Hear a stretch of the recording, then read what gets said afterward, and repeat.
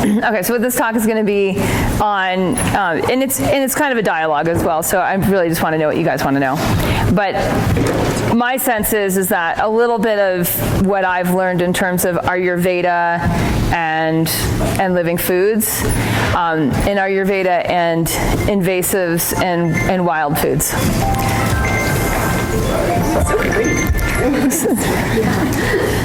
All right, so I just want to start with some of the basics. Like, one of the reasons people are attracted to living foods, and living foods are foods that have not been brought above a temperature of 120 degrees. Some people say 112 degrees, but we get the idea. I like the finger test. If you stir it with your finger and your finger starts to burn, the enzymes don't survive and the nutrients shift. So it's a finger test. Don't you love that? Yes. Yeah, very, very simple. Okay, so when we talk to people about living foods, what they say, they start to talk a lot about these things called enzymes. So we know enzymes, that there's something happening with enzymes.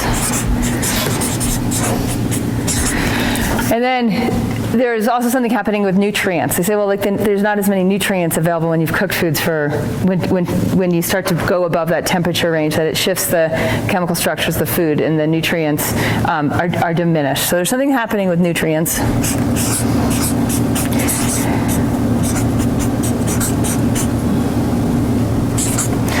And there's something happening with the energy, like the vitality that people feel. Like, often you talk to people on like a living foods diet who love their living foods diet, and they're like, it just makes me feel so alive. Like, I can feel the aliveness of the food. Has anyone ever had this conversation with someone on living foods and they're like, right, they want that quick energy. And so there's something happening with the energy. And when I look at these three different things going on, it just brings me right to, like, in Ayurveda talk, how we talk about these, and all these different colors, just because of kama, because color is fun, isn't it? Way more fun than black and white. Okay, so energy, we talk about energy in terms of prana, right? And prana is really like what's happening with vata, right? It's prana and vata they're synonymous. Right? You could say the 5 pranas or the 5 vatas. Okay, so we're saying in the world of energy. Enzymes are pitta, right? They're agents of transformation. And nutrients are like the building blocks, or kapha. Right? The actual, like, building blocks of body. So when we look at bodies that are nutrient deficient, right? There's the body, the fabric of the body. I keep saying fabric of physiology. I don't know why I keep saying that, but I feel like I say it in every lecture these days. And it's like, we have this, it's a fabric, right? And it's like, what's its tensile strength? Does anyone know the word tensile strength? Like, it's like, what's its integrity? Like, how much can it do? How much can it flex? And how much can it hold? Yeah, right? So that tensile strength is really like, if there's not enough nutrients, if there's not a diversity also of nutrients, we run into issues with basically we're in issues of the container itself, which in Ayurveda world is how the physical shows up, which is kapha, is earth and water element. Yeah, Jamie. I was just going to say, to complete the chart, because I love it when things line up, but enzymes, tejas, pitta, nutrients, kapha. Yeah, right. So we could take this prana, and we could also say that there's an experience of tejas, which is the feeling of transformation, and then the feeling of ojas, like when we're nutrified. I use this word a lot too. In my spell check, it always shows up as an error, so it's not a word. I'm making things up again. You should see the Body Thrive book. It's like every 10th word, it's like, yep, we're making up a new word. It's better though, and you guys totally get it. All the readers are like, no, we get it. We like the words. So, all right. So, did you say that?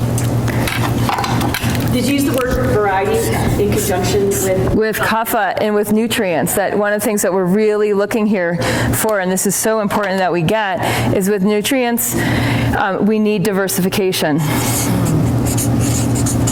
And this is a huge problem. right? You go in the grocery store and there's always broccoli and there's always kale now, thank goodness, and there's always, carrots and celery, and they're like the same strain. Like the same strain as bananas, it makes up something, I don't know what the percentage is, but it's like 90% of like the commercially grown banana crop is one species, right? Instead of like celebrating diversity. And this is happening more and more and more. And what we find in that is that the palate, right? So then we have,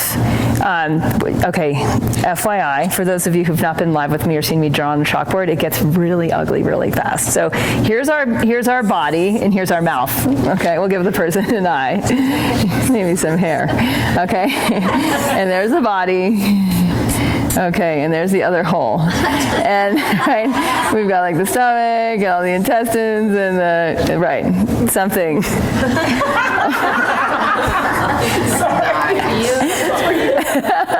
We get it though? We kind of get it. So if we do a 3D close-up then, and we've got one hole and we've got another hole and we've got a lot of piping between those holes. We together here? Yeah. Okay. That each of these, in our Ayurveda, and this has a tongue, that's our tongue. We can make it red, just for reference. that each of these sections is digesting a different taste, right? So we have these 6 sections of taste. We have the 6 tastes: sweet, sour, salty, bitter, pungent, and astringent. I don't want to get into the details, right? But we know that these tastes also show up on the tongue, so that when we blow up an image of the tongue, right, we see that there's different places that we absorb these different tastes. There's different parts of the tongue that absorb these different tastes on the tongue. So that seems important. Like in our Ayurveda, it's obsessive, right? Where we're like, it's a little too sweet. It's a little. Oh, there's not enough astringent. Like that, these things matter. Why do they matter? Because they're in charge of phases of digestion, which create the nutrient absorption, which gives us our ojas, and ojas is what? Yeah, it's like it's the glue that holds your shit together. I don't mean your shit, but like, right? It's the glue that holds the universe of you together. So if your ojas is of subpar quality, then you just don't feel as together, physically, mentally, emotionally, right? You're not as strong, you're not as grounded, you're not as anchored and extensive, like able to extend. So it's a problem. So if we know that, if we start to get how all of this work and that these tastes really matter, has anyone noticed when you eat conventional vegetables, they don't taste like anything? Or they like all taste the same? It's really weird, isn't it? Like, it's really freaky to me. I'm like, this should taste like broccoli, but it just tastes like texture. I just get texture, and I don't get flavor. I don't get that complexity. Did anyone notice any trouble tasting things yesterday when we were in the wild? Was anything neutral? Not neutral at all. So that's really interesting too, that like when things are left in a more natural state, the tastes, like they're energetics, right? Like they actually start to have different actions in the body, and it's very toggle switchy. It's like you take it in, things start to happen. So when we look at what's happened with nutrient diversification over time, I mean, I've read different numbers, and one will be released in this podcast coming out this week with Kevin Spellman, but it's something like most Westerners are eating less than 30 species, like something insane, right? And most monkeys in a natural state, and remember we're monkeys or of that lineage, are eating somewhere around 300 different species. 10, or a lot of people that are more on the inner city below poverty level side are eating more like 10 species. Like it's really low, right? And then we start to see, as in yoga communities, we're starting to reach into superfoods, right? Like goji berries and cacao and maca, and like we want spirulina. Like we're like, wait, no, we actually want all these different nutrients. So our numbers are going up. Right? And then when we notice we can't get those superfoods, is anyone just like, I love the superfoods or the super weeds? I love both. It's huge. When I don't get those, I'm like, whoa. this is foggy, right? It's like there's way less going on. So there is a lot of science now, and like I said, Kevin Spellman in that interview that you'll see on the Yoga Healer podcast, he talks a lot about why, from a scientific standpoint, this is happening, why diversification, nutrient diversification is now being tied to epigenetics and being able to have influence over how your genes evolve, right? And which disease tendencies that you may have inherited, which genetic diseases or imbalances might be shiftable due to nutrient diversification. Go plants, right? Like in go diversity of plants. Okay, so this is sort of the map, the orientation for the idea of Ayurveda and how Ayurveda might look at living foods. When we cook foods, is there less prana? Yes. Absolutely. The yogis have talked about this for years, and they're like, unless you want a really high pranic atmosphere, like, cook your food. And because yogis, especially yogis of yore, who are trying to stabilize their nervous system more, right? And arguably now, like, this is really important with so many people that are just like off the hook, exhausted, depleted. We need to stabilize the nervous system, get grounding in the nervous system. We don't want the diet to be like exceedingly high in prana. We want to kill some of that, we want to cook it out of it.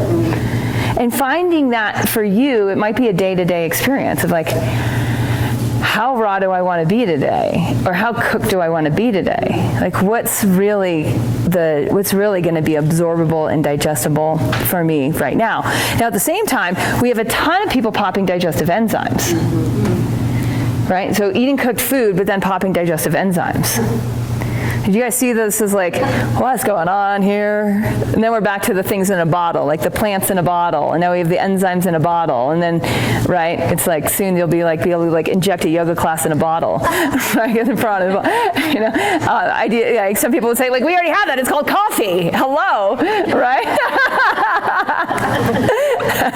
It's like, yes, but it's not quite the same. And the same thing's true is it's not quite the same when we put the enzymes in a pill, and it's not quite the same when we put our nutrients into an encapsulated thing and take it that way, because we bypass a relationship with the plant, right? We bypass the taste, and we bypass so much information that is part of the whole process.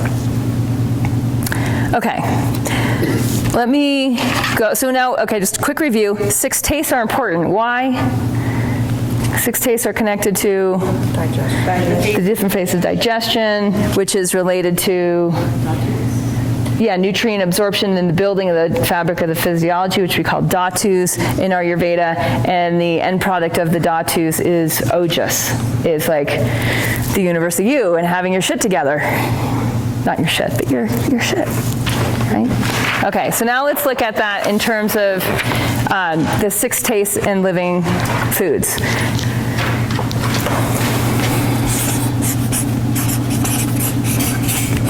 I need a Vanna White. Don't you think? Where I could just like, da-da-da, and then it appears. So we have sweet, sour, salty, pungent, bitter, astringent. And often, we had an apple, I have to interject this, after we tasted all those bitters in the woods, those green things, we went in the car, and my car, the cool car, had an apple, when it was like one of those Sleeping Beauty size apples, like this was like the apple, the end all apples, and we shared this apple. Awesome. And it was so sweet, right? So the other thing that we need to note is that the tastes are in relationship to each other. If you eat a lot of sweets, an apple is almost insanely sweet, and you wouldn't want anything sweeter, like any sort of like processed sugar or even like a date would seem way too sweet, because the sweet is in relationship to the bitter, right? They have that polarity. So when someone has an excessively sweet diet, we know that they're not getting enough bitters often, right? Often when people have like addictive sweet cravings, they're not getting enough of that opposite and bitter. And sometimes they need sweetness in their life. They need sweetness. It's not a question of like needing sweetness. Like sweet is awesome, right? It's just a question of making sure we understand the whole picture. Okay, so 6 tastes in living foods. I want to also just make on this side, I'm not really sure how this will go. Last time I taught a workshop like this was like honestly like 4 years ago. And I'm like, what did we do? I want to channel what we did because it was really cool. And one of the things that we did is we listed all the ways that when you're into living foods that you're preparing your food, because a living foods kitchen looks really different than like a cooked foods kitchen. We need different apparatuses. We use different things. When we go back into like, does living foods mean that the food isn't warm? No. Does it mean like the food's always cold or taken at, refrigerator, cold temperature, or even room temperature? No. And when we look back and say like, well, what is the history of living foods? Like, were people eating in actually more of a living foods diet in our more, pre-modern years, right? If we go back a few thousand years, like how were we naturally eating a lot more foods? And let's just start throwing those things out there. How are we eating living foods a few thousand years ago? If anyone knows, throw it out there. If anyone wants to guess, throw that out there. And we'll make a big list of things that are actually berries. Yeah, so just right off the vine, right? So there's something about that, like off the vine, just like straight off. Dehydrated, dried. Yeah, does anyone know the Native Americans in this area, the food they were eating, what that's called? Goji berries. Pemmican is the food, right? And it's like dried, it's got all sorts of stuff in it. Super nutritive, like mixes of, I don't even know what's in pemmican, but it's like really nutrient rich. Yeah, and it tastes really weird, right? Because just like the foods in nature taste weird because our palates are fucked up. We got to keep that in mind, right? That like, that was nutrient rich, super digestible, and full of prana. But what's normal isn't. But that tastes good because what's familiar feels better than what's unfamiliar. Like asking people in your circling exercises like to step out of an old vibration and into new vibration. It's like, this doesn't feel good. And it's like, well, it's because it's new. Right? There's just that unfamiliarity. Okay, so I didn't mean to read pemmican. I meant to write dehydrated or dried. Dehydrated. Does anyone hate that word dehydrated? Because like any of the vatas like twitching. Okay, things that can be dehydrated can be rehydrated. So now we have the dehydrated, rehydrated connection. And what is something that happens? This is so cool to get you guys because we got to keep flipping back. I'm not going to, but to the prana or the energy, the enzymes and the nutrients is they survive this process.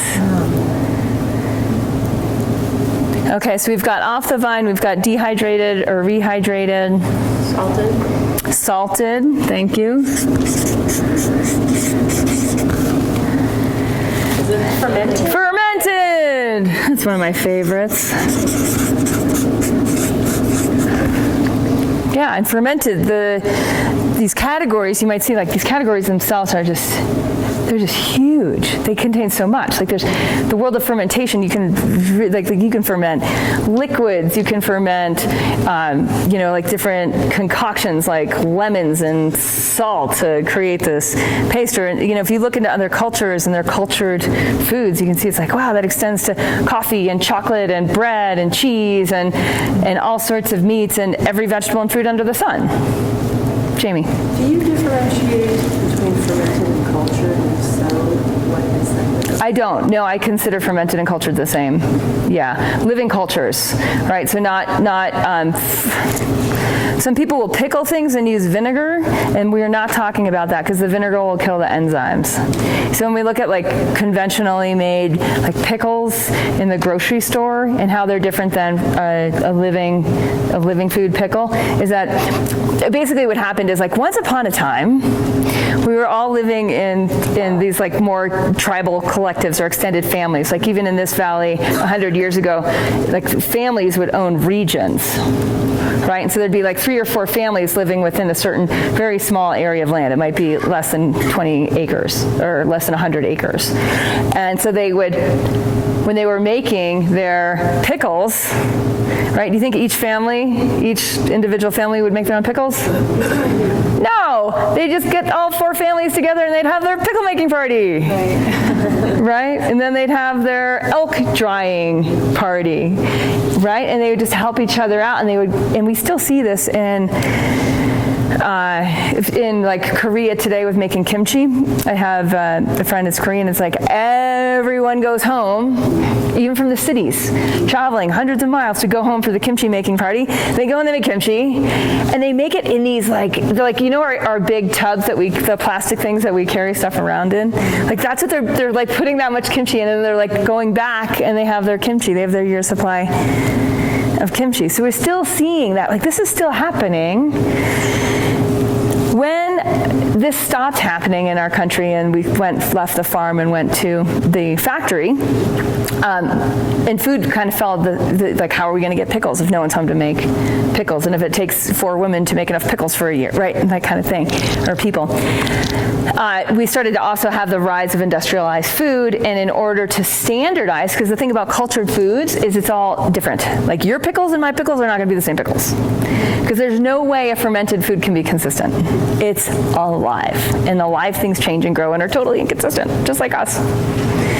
And so in order to standardize that your pickle in your store 2,000 miles away from my pickle in my store would be the same, we had to change the process of making a pickle, and we took out the actual culturing or fermentation and just did it with vinegar and high heat. And then we got a really standardized product. But it was also for hygiene too, like people getting like freaked out about. Yeah, we can see that with the raw milk scares in New York almost 100 years ago, or a little over 100 years ago, that there was also the need for hygiene, but it really is leaving the farm, right? And now we're needing the milk to go from this side of the city into this side of the city, and in that process, there's a lot of microbes and heat and stuff exchanged. Yeah. So what are some of the things that they would ferment with if you don't use vinegar? So fermentation naturally happens with basically if you crunch vegetables or fruit and vegetables up with a little bit of salt, and they release their own juices, and you stuff it into an airtight container, and it naturally starts to ferment at room temperature for a few days, and then you can refrigerate it or move it into a colder place. Yeah? So I'm not familiar with any of this stuff as far as food, but why would you ferment? Because everything's going back to our desire for more energy. Tejas is like illumination. It's like it's like the vibration of intelligence, right? So it's like we want that. We just want to be, our bodies want to be smart. And you see this when people have bodies that are really just disconnected. You know, if you go into Walmart or Sam's Club or a big box store and you see big people eating big boxes of food that are just, are food out of freezers that have been made in some factory that, we all know the whole scene, right? And we see what food that's not smart. And actually, I love how Dr. Von Mamisha calls it dumb food. He's like, is your food dead, dumb, or smart? And smart is this whole sense of oh wow, what we're putting in determines our experience. So why we would want to eat fermented foods is because we'd want that. And in particular, fermented foods have a ton of enzymes, right? In particular, more than others. That's why when someone's prescribed antibiotics, they're like, eat some yogurt. Why yogurt? Well, just because it's fermented. It's a fermented food that's high in certain types of enzymes that help restore the digestive process. Pharmaceuticals do what in terms of the digestive tract? Yeah, they destroy the microflora, and all the enzymes are going to do is replenish the microflora. So it's superfood of its own transformation? Yeah, it is. Home-backed fermented foods are definitely superfoods in my category. There's just no doubt about my kimchi, Okay, so let's go back and kind of start to connect some of the tastes on this side with some of these fermented and dehydrated, rehydrated, salted, off the vine, and just start to match some of these up. Who wants to take a stab? Sweet, off the vine. Boop. Sour. Sour is going to be fermented. Salty. Salted. We have started to, what is it, dry fish. But yeah, we have this we smoke fish, so smoked. Thank you, smoked.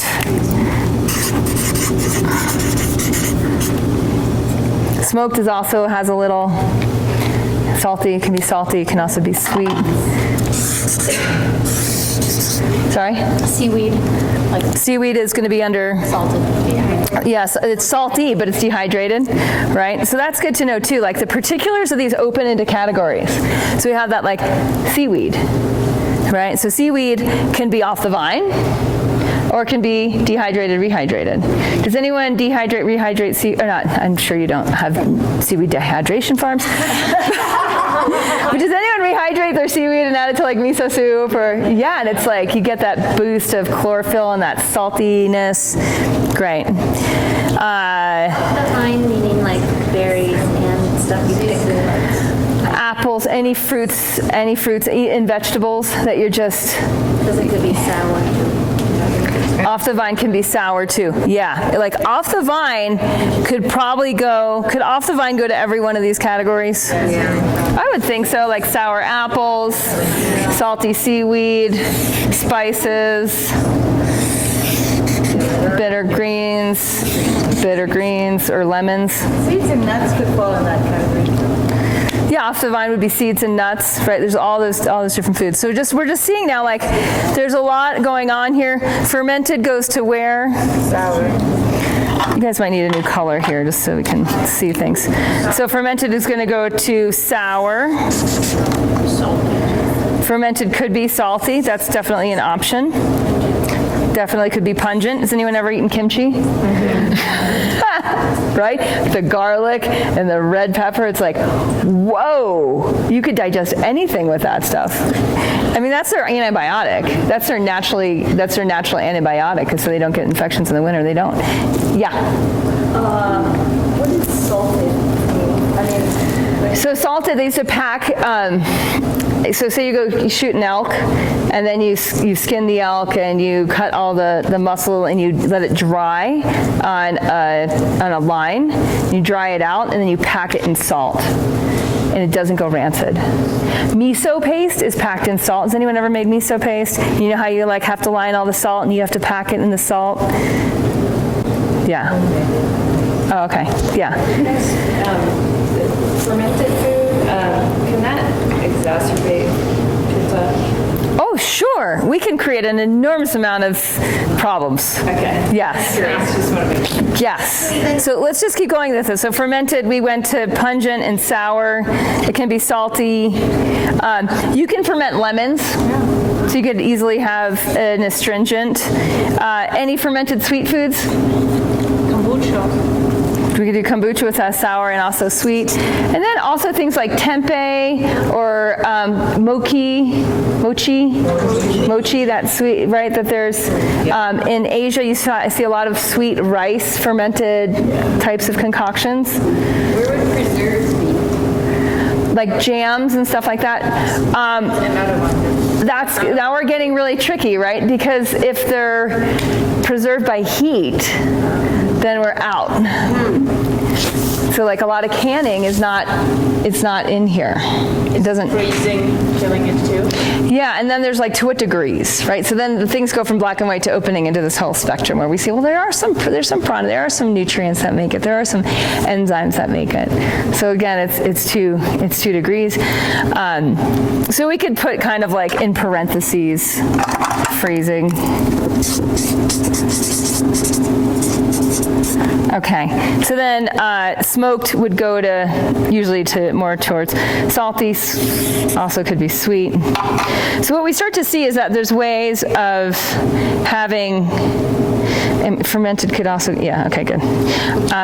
You start to be able to go all over the place. But what I want to point out is that these ways of connecting with living foods are often just not part of how we're preparing foods, right? And so we're kind of we might be missing some of the prana enzymes and nutrients tied to the six tastes by not having enough living foods in our diet. And again, we're not saying like all or none. It's a yes and. Do I need some fermented foods in my diet? We'll go for another couple minutes because they're not quite ready yet. Are we having whiteboard fun? Yes. Okay, so we'll now talk about the doshas, so sweet, sour, salty, pungent, bitter, and astringent.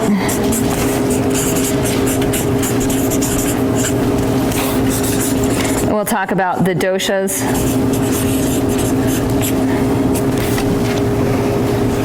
It's interesting too to think of like in terms of the phases of digestion, how these different tastes are happening between mouth and anus. When you first taste the food and your mouth releases enzymes, bodhaka kapha, right? There's the saliva that's released and there's enzymes within the saliva that start to break down the food. And we start to really be able to taste. Now, if you're intelligent, meaning in this old school way of that the intelligence is in here, it's mouth to anus intelligence, your cravings are intelligent. So if you eat something that's not real, right, some artificial food, your body's like, ugh, chemical. Has anyone ever had this experience after a cleanse where it's like there's a whole new category that's not food? Right, you put it in, you're like, whoa, Ben & Jerry's ice cream is not food, it's plastic. Like, and you just have that like, this is not real, right? Or you taste something and you're like, oh, I can taste the ugh. Or like, wow, in Ben & Jerry's. What is it? What is it? It's like, it's not what I'm looking for, right? It's the body saying this isn't what I'm looking for. The natural experience in that is then to spit, right? So it's so important that we honor that, like spit, don't swallow, that first taste, right? If it's like your body's just spit. And then we get that also, like that sweet taste is absorbed more in the upper part, in the kapha region, which is mouth to stomach, right? This is the region of kapha. Kapha, physical body is here, right? Emotional body is here, is the grounding. Vata, physical body is here in the colon. Emotional body is like heart-head connection, inspiration. Pitta just this is the domain. Doesn't matter what we're talking about, right? It's all about this digestion, power, transformation. So the sweetness, like when we eat food and it's like, oh, it's sweet, we actually relax. Most food is sweet, like all grains, all meats, most fruits have some sweetness to them. All milks, seeds, nuts have sweet. And so most of our food stuff is sweet. Yesterday we were talking about medicinals, and like medicinals are generally not sweet. The only sweet medicinal is licorice root. That's not the only one, but that's the one that's most commonly used. And in Chinese medicine, licorice root is in almost every formula. Why? Because it makes food relaxing enough to take. It's balanced. Yeah, because you could take it orally. That's a really good one. You're not just like, ugh. It has a lot of energetics that has a stabilizing component for all the other actions to take place without doing wreaking too much havoc. Did you have something to add? Oh, I just said it grounds the formula. It grounds the formula, exactly. It creates the container for the formula. So when we first eat, that's sweet. There's that sense of like, ah, and the whole body's supposed to go, ah, and relax and enjoy. And it's that pleasure and joy we were talking about earlier in the Vijnana Bhairava. All right, so if this is intelligent, our tastes are intelligent, and we also start to taste like, ooh, this is too bitter for me, or ooh, this is too pungent for me. And that gets to Vanessa's question about, like, can sour, what happens with fermented foods in pitta? And so what we see is like sour is pitta increasing. Interestingly enough, sour, even though it's heating, is also kapha increasing. Does anyone know why? Increases appetite. Increases fluids. Yes, it's hydrophilic. Sour helps us retain. So if you're vata and you're like drinking water because you feel so dry and your mouth is dry and your skin is dry and your poop is dry, like water might not be your answer. Pickle juice, now we're talking. But then I thought, like, if you add citrus to water, that's drying. Well, Like lemon or lime. I said pickle juice. Sour, so pickle juice. I'm talking fermented foods. So if we add the liquids of fermented foods, it's also why like miso soup might feel like, because there's a sour quality that's hydrophilic that helps the tissue absorb the water, hold on to the water. Philic means love, so loving water. Phobic means like, get rid of it, right? So sour taste is pitta increasing, kapha increasing, vata reducing. That means salt is the strain then for vata. Wait, let's not go there. You guys are so psyched. We're just jumping all around, but let's take care of one thing at a time. Get organized. So we have here, remember sour we said was which foods, which fermented food, or which, I gave away, fermented foods. Primarily. So fermented foods, does that mean pittas can't eat like any fermented foods who are on a living foods diet? No, it just means that they shouldn't be so intense. Like they don't need to be they should be drinking like kombuchas 2 times a day between teaching yoga classes. Like that's probably too much. It's probably inappropriate, right? And they'll probably develop pitta imbalances from that. But maybe having like a little bit of miso soup before dinner or having a little bit of fermented vegetables. I use really mild sauerkrauts is what I prefer. It's like just cabbage with a little bit of caraway or a little bit of cumin seed. And that's all that's in it. Or if my pitta's even higher, I'll actually put apple in it, something even sweeter to balance some of that fermented. So this is what happens when we have small batch homemade fermented foods, is you're just designing stuff that's for you. And you're like, that's too hot, that's not hot enough, this needs a little bit more, for me. And that's kind of how that works. So sour is always needed. Sweet, this is the off the vine. Doshically, sweet does what with pitta? What does it do with kapha?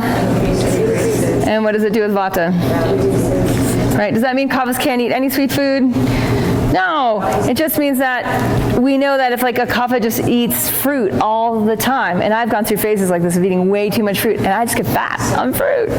In Mexico, there's like these papayas and bananas and pineapples and avocados and mangoes, and they're all ripe and juicy and dirt cheap, and it's like, oh my gosh, it's just, right? Because it's just like sugar, right? So we know that with kapha it does that, but with vata and pitta, it chills out pitta. Sweet taste is cooling, but it's also relaxing, which is why it's also so good for vata. So slightly cooling, not cold. Salty taste does what to pitta? Increases. Does what to kapha? Increases. And does what to vata? Decreases. I'm just going to go back and fill out with sweet. We said primarily off the vine, so fresh food. Okay. And that would include like roots, nuts, seeds, right? Meats, grains. Those are all happening in sweet category. Back to salty.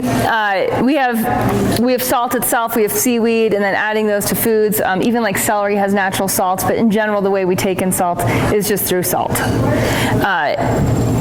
When we know that that this does this, like if a kapha eats a lot of like salted, like even like my smoked fish is really kind of salty. Like you taste it and you're going to taste salt. So that would be aggravating to kapha. For a kapha to have a lot of miso soup or a lot of seaweed in their diet might also really aggravate. Just too much salt in the diet will cause them to bloat. But for vata, it's pacifying. For pitta, and this is somewhat debatable, but it's heating. And we can feel it often as pittas. If you have too much salt, you'll just notice you're just going to be more likely to get more intense, critical, or just hot. Okay? Pungent. We have spices. Does what to pitta? Does what to kapha? Does what to vata? Increases. Why does it increase vata? Vata is cold. Pungent is hot. Why does it? Drying's astringent. The fire then, is it more maybe? Yeah, it can increase movement, right? It could just be like, it can be way too intense. Right, there's this just super intensity. Anything that's intense is like vata can't handle it. Yeah. But I like it. But we like it. Okay, so the pungents, so now we're like, again, are we gonna add hot peppers to everything and like, the hot sauce or too much ginger or whatnot? Like pungents mostly gonna show up in terms of spice. It'll also show up in terms of like mustard greens, radish greens, like the pungent taste in greens. And so when we have that, it's just like, it's just too much. Okay, but it's also a preservative, right? So like using like the garlic and the red peppers actually will help the kimchi stay longer. Bitters, does what to pitta, does what to kapha, and does what to vata. Right, and again we have the extremes, the intensities, the bitters mostly off the vine, and also dried, right? Does anyone dry greens, nettles, thistles, wildcraft stuff? And if you dry it, yeah. We also didn't talk about tinctures, which goes into sour, right? And so if we like take a lot of tinctures as our form of taking herbs, it's going to aggravate pitta, according to Ayurveda, with the alcohol and the fermentation. And astringent does what to pitta? Activates. And does what to kapha? Decreases. And does what to vata? Increases, right? And that's where we have, again, drying is going to make more of an astringent process on things, which is why vata's kind of edge away from it. So if we dehydrate and rehydrate, we're going to want to also take that into account for vata, maybe add more salty, maybe add a little bit of pungent to increase the digestibility, balance the taste. It's kind of not really, kind of related to everything, but in terms of like herbs Yeah. that have like herbal formulas, like Ayurvedic herbal like prescription for like a high vata would seem bitter would be not good. But it may have some bitter because we may have we want to maybe take into account what is happening in the deeper levels of digestion and absorption. So we might use a bitter just to target the colon. And to get that kind of like extraction. So it's not so simple. It gets really kind of, but it always makes sense of like, oh, we might need something bitter to direct the other herbs to the colon where the bitter is absorbed. Bitter helps to, in the astringent, those later parts of digestion, start to pull all the minerals out, right, out of our foods into our bones.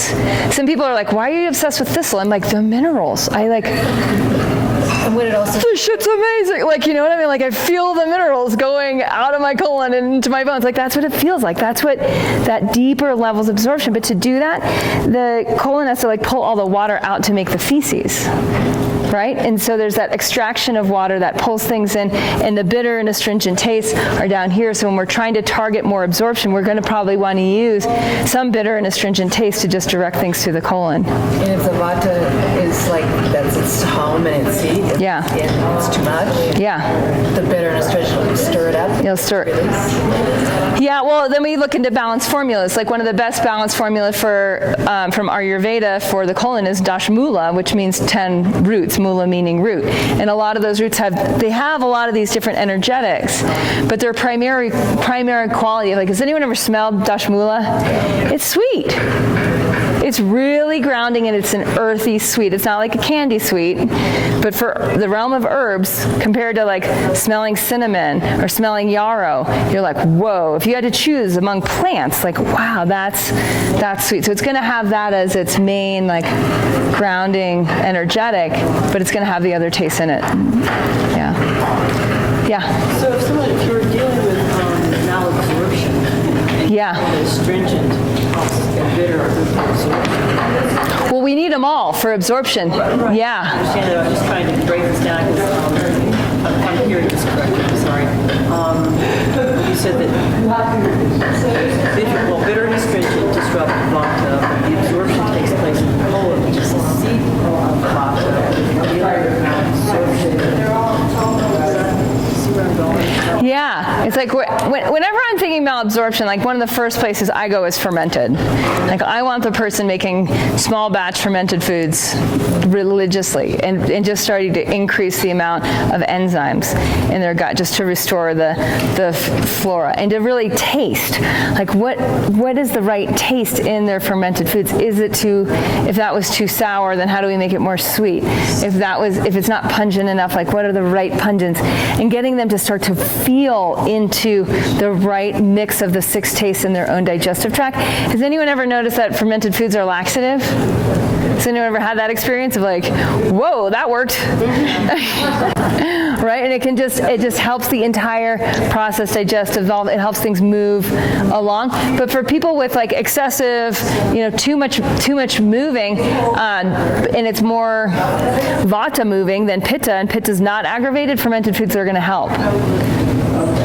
But if pitta is aggravated and vata is aggravated, then we have to do small batch fermented foods, like small amounts, like just a bite before a meal, just a little bit, and then that can start to help. Yeah. So with malabsorption, I always go to fermented foods, and I also look at some of the greater picture of the right mix of living foods and cooked foods in the diet overall to make sure that they're getting the enzymes, the prana, and the nutrients in the most absorbable form for their constitution.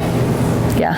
So quick question. So a lot of times we do, we're told to take apple cider vinegar before a meal. Yeah. And if the vinegars enzymes. Right. What's happening there? So in Ayurveda, we're never told to use vinegar. Like vinegar is out in Ayurveda. Like, I mean, it's really interesting because you go to Italy and like vinegar's in, and from like the pH people, like the apple cider vinegar comes from like the pH balancing people. We know that vinegar is aggravating to pitta, right? But can it be balancing to kapha and vata? Like in small amounts, I'm absolutely sure. Like yes, and more to, I'm just going to leave it at that. If we look overall, though, like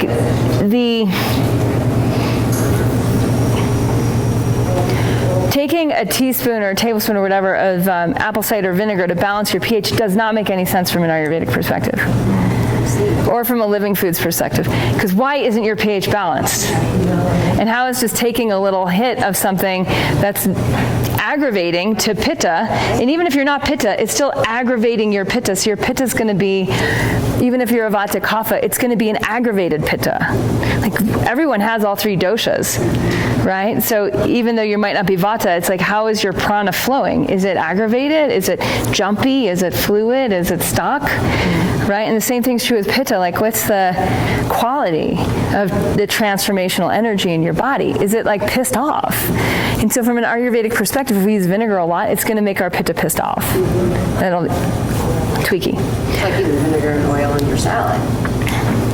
Right, and I use it. I mean, I'm not just like a lemon juice, lime juice only kind of gal, but I do notice if I use too much vinegar, my pitta gets tweaked out. Like, and I'll get those little things on my tongue. So anyone get those? Yes, right. Like right away when I take it. Yeah, it's like your pitta saying like, no more, thank you. Yeah, and vinegar too, it'll actually take, if you get lower blood pressure, it actually will drop your blood pressure. It'll drop your blood. I mean, like apple cider vinegar doesn't seem to do that.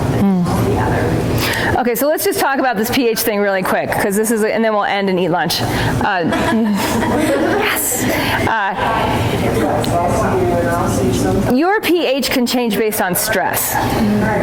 Okay, so that's one of the first things we need to look at. Is the person stressed out all the time? Because if they are, they're going to naturally have a lower pH. They're living in an acidic environment that's created by their experience of being stressed. So to me, that's always the first and most obvious one now.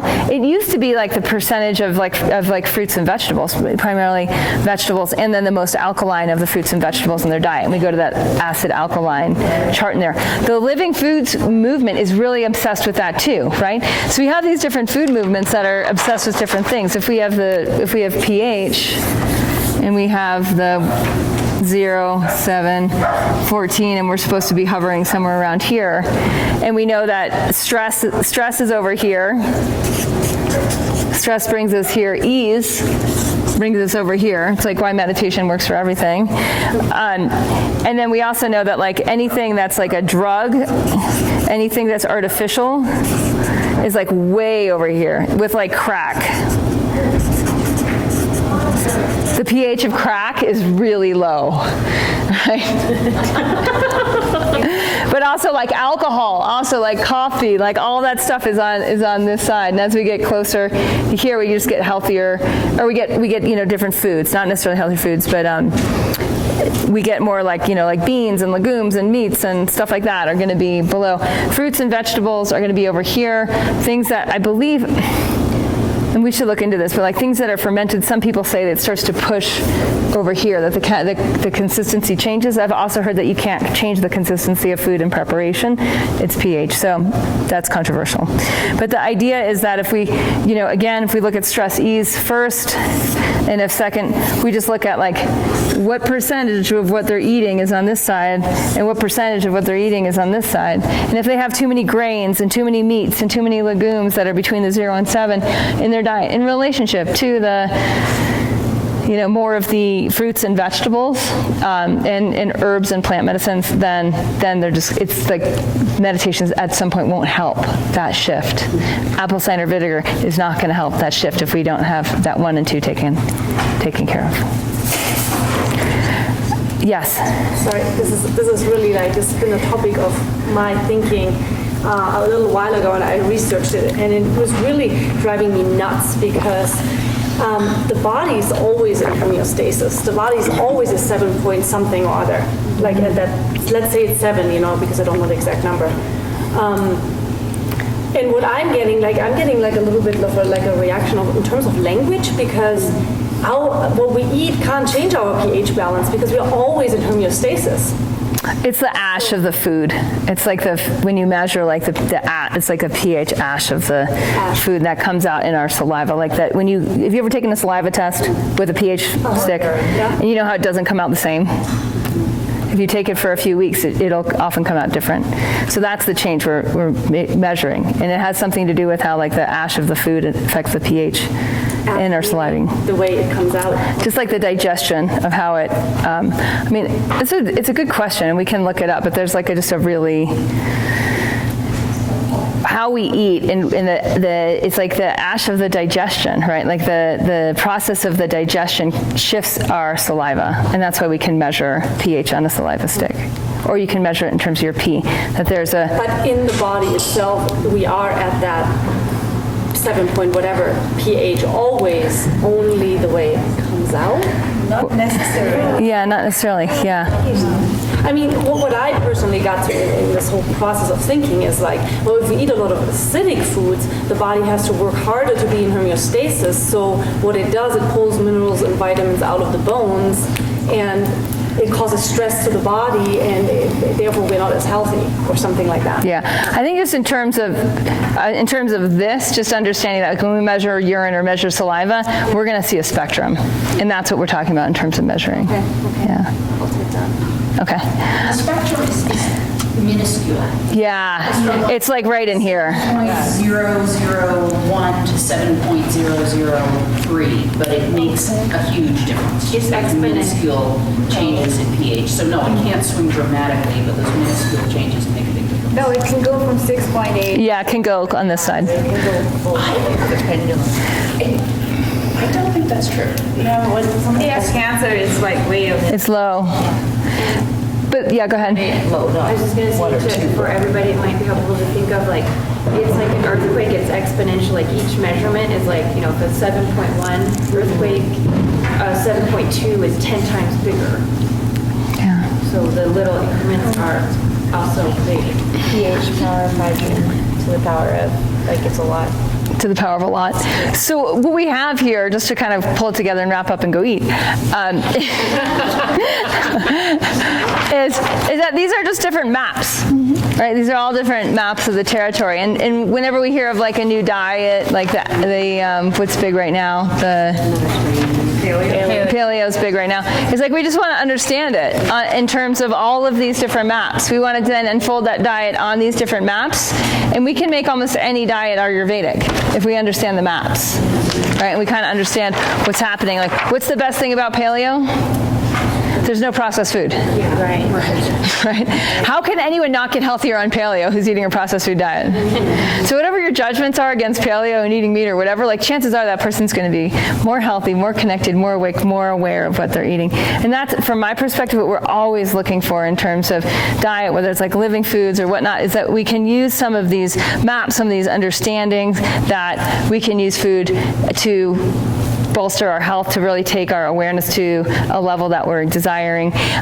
When we have, again, back to nutrient diversification, because this is what I'm personally obsessed with, like this is the angle that I work, right? Like how do we get more nutrients into people's diets? How do we get people more connected to, because on the other side of all this is plants.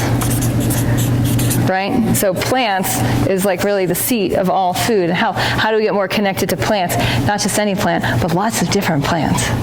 Right, lots of different plants in the places we go. And when we do that, we start to develop a relationship, and we start to see that, like, oh, these are alive. We actually treat them differently.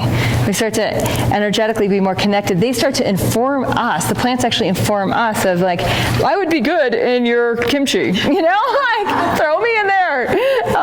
You know, and we start to have, like, these different ways of food preparation. And what happens with the whole world of food preparation is that starts to change over time based on what we need. And right now, most of us spend a lot of time in EMFs, right? And this whole electromagnetic field. We have like, 35 cell phones in the room right now, right? Like there's just a lot of us spend time on computers and whatnot. And what we find is that like our diets are going to need to change based on how our lifestyle is.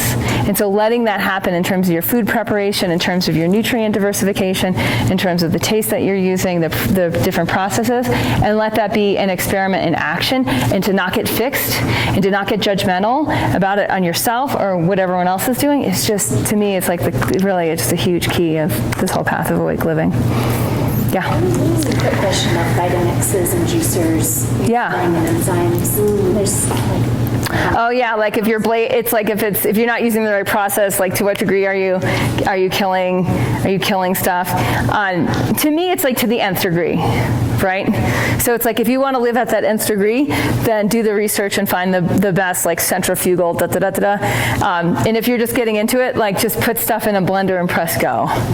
And it doesn't, because it's like what degree are we going to notice? To me, I'm going to notice a lot more if I develop a relationship with the plants that grow outside my door than if I have the exact right centrifugal versus, masticating, right? Like there's this whole language out there. But if you're at the nth degree, do the research and just follow the longevity conference people like David Wolf, and you'll find exactly the best technology for that. Would you say that's hold true for, making that smoothie and then going and teaching a yoga class and drinking it an hour and a half or 2 hours later versus right away? It's like just as on. It's the nth, to me, it's the nth degree. Like the percentage of lost prana, enzymes, and nutrients. It's like compared to what? Yeah. Stressing yourself out. If you stress yourself out, you blew it anyway. Yeah. Right? Right. Or if you're like making everyone else annoyed around you because you're so freaking neurotic about what you're eating, you missed the boat. Awesome. Let's enjoy a lovely lunch, and then we'll go for a lovely hike. Thank you.